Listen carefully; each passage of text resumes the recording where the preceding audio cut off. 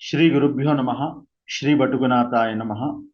ఈరోజు మనము అష్ట భైరవాల్లో ఎనిమిదో స్వరూపం సంహార భైరవ గురించి తెలుసుకుంటాం.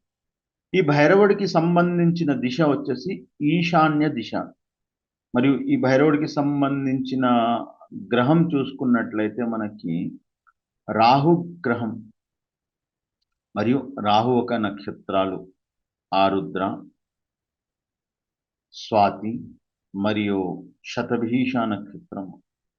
మీ జాతక చక్రంలో ఆరుద్ర, స్వాతి, శతభీష నక్షత్రం మరియు రాహు గ్రహం అనుకూలంగా ఉన్నప్పుడే ఈ యొక్క సంహార భైరవ ఆరాధన మీరు చేసుకున్నట్లయితే మీకు అనుకూల ఫలితం దక్కుతుంది.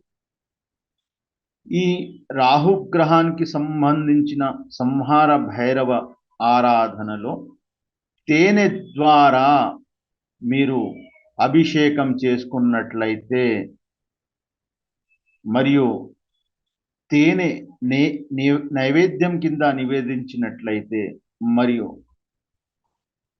అపరాజిత పుష్పాలు కానివ్వండి, ఎర్రటి పుష్పాలు కానివ్వండి, తద్వారా ఆ స్వామికి అర్చన చేసినట్లయితే మనకి తేనె రంగులో ఉన్న వస్త్రాలు సమర్పించినట్లయితే మీకు అత్యంత అనుకూల ఫలితం మీరు పొందవచ్చు.